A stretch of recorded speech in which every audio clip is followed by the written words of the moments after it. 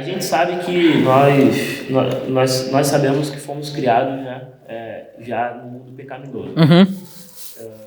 Então já temos essa natureza. Mas, no caso, o mal existe realmente dentro da gente, ou tem vezes que Satanás ele nos tenta literalmente.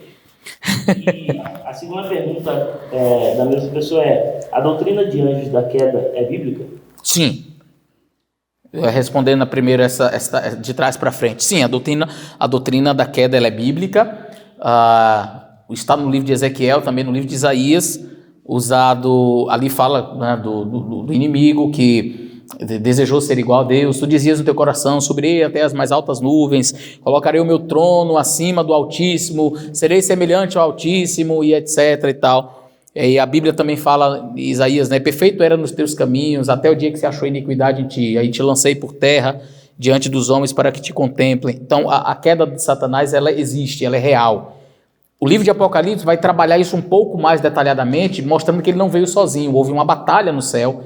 Miguel e seus anjos batalharam contra o dragão. Também batalharam o dragão e seus anjos. Todavia não se achou no céu o lugar deles. Foi expulso o dragão, a antiga serpente, que se chama Diabo e Satanás, e com ele a terça parte dos anjos, das estrelas do céu. Então, isso é bíblico. Agora, em nós já carregamos o vírus do pecado. Satanás é aquele que promove o mal, não podemos negar isso. E ele tem anjos para nos tentar.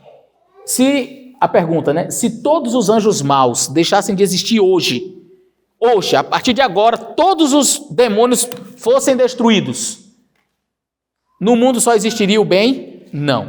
Talvez muitas catástrofes deixariam de existir, que são provocadas diretamente por eles.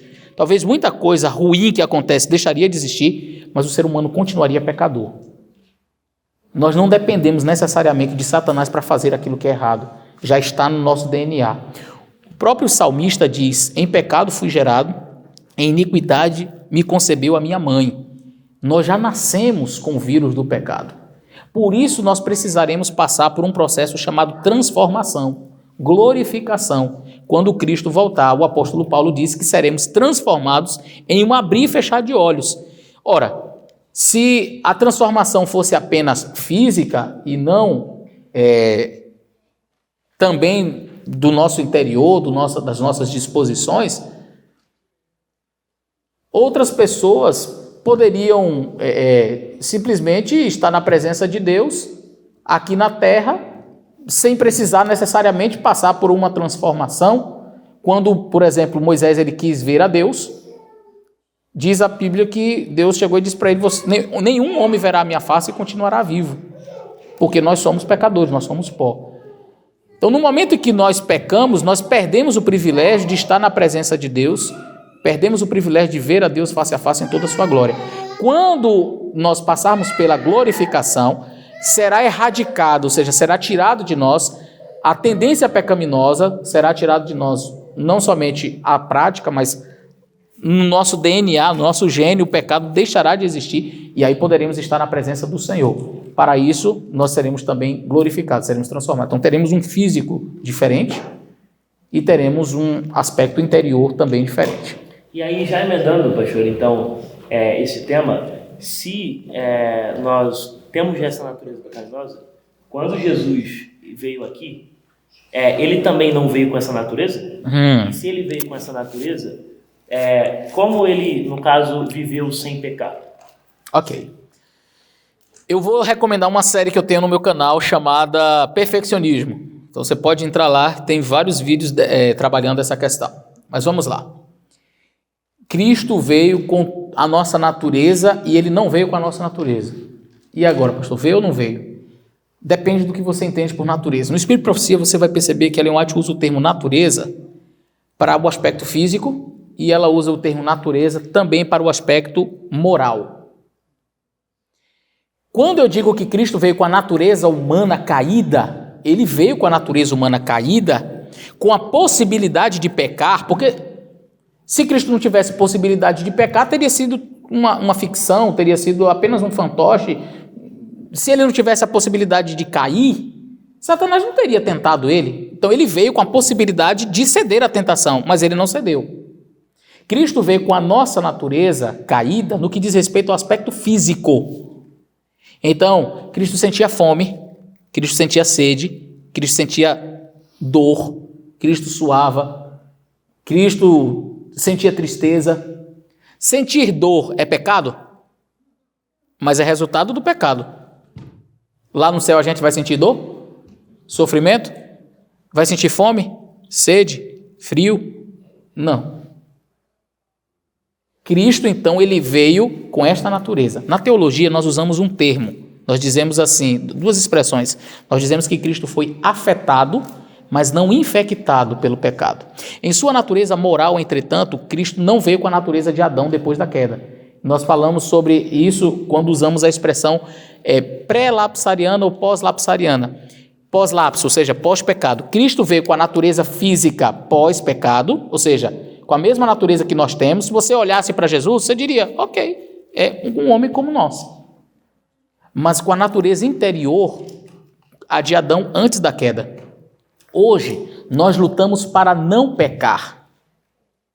Por quê? Porque o nosso querer é pecar. O nosso desejo é pecar. Cristo lutava, se ele tivesse que cometer um pecado, ele teria que lutar para pecar. Adão estava no paraíso e mesmo assim ele pecou. Cristo estava num planeta Terra degradado, não com 4 metros de altura, com toda a perfeição, estava num deserto, Adão num jardim. E ele foi vitorioso. Ellen White diz que ele veio com a mesma natureza de Adão, trilhou o mesmo caminho de Adão antes da queda e foi vitorioso. Então, Cristo não tinha as mesmas propensões. Tem um texto no Espírito Profecia que diz assim, ninguém ouse dizer que Cristo tinha as mesmas propensões que nós temos, porque não pode ser assim. Aí a gente começa a perceber, então, peraí, ele tinha natureza física igual a nossa, mas a natureza moral não era igual? Mas ele não foi nascido de mulher? Foi. E como foi a concepção dele? Foi via José? Se ele tivesse sido via José, aí poderia dizer que ele era 100% igual a nós. Mas a concepção de Cristo foi miraculosa. Ele veio através do Espírito Santo, foi gerado pelo Espírito Santo e ele nasceu.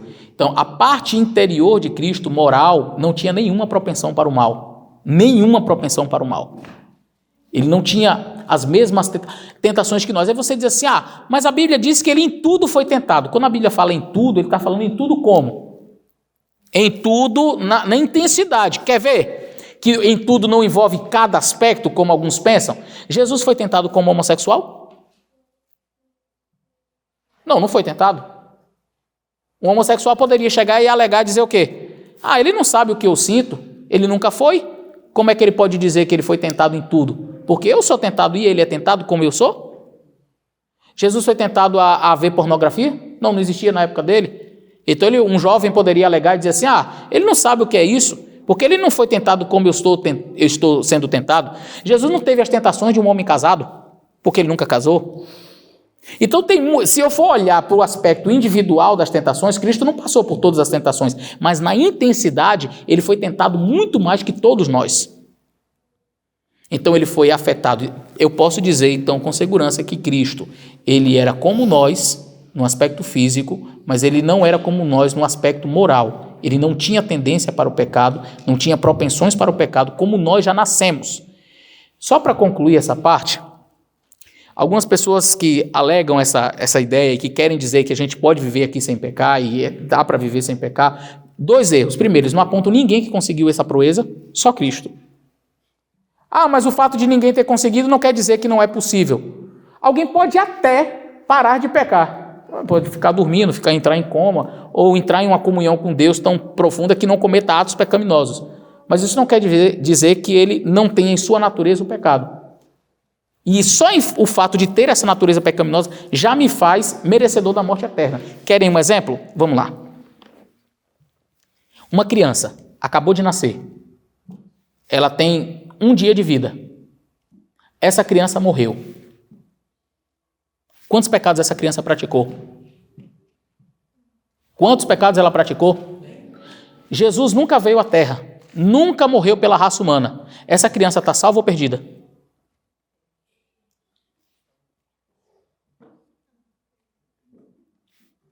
Só existe salvação por meio de Cristo, queridos. Não precisa ter dúvida em responder. Ninguém vai para o céu se não for por Cristo.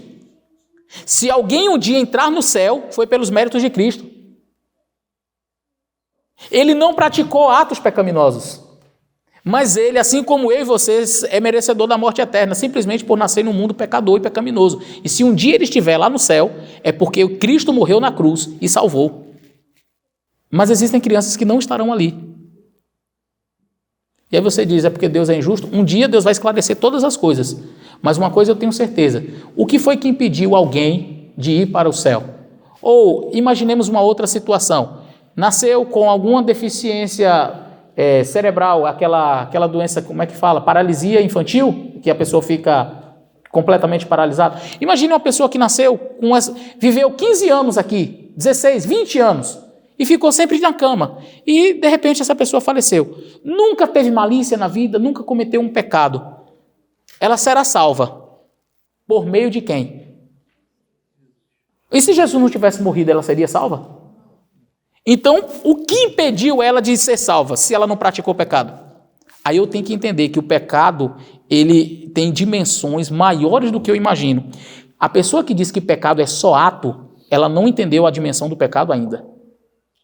Pecado pode ser ato praticado, mas eu não preciso praticar um pecado para eu ser um pecador. Alguns pensam assim, eu peco, por isso me tornei um pecador. Não, você já é pecador e por isso necessariamente você vai pecar em algum momento.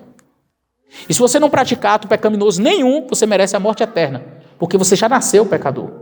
E o único remédio para nós que somos pecadores é Jesus Cristo.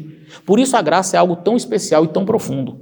Quando eu entendo a malignidade do pecado e a minha condição, eu olho e digo assim, não tem nada em mim que me recomende a Deus.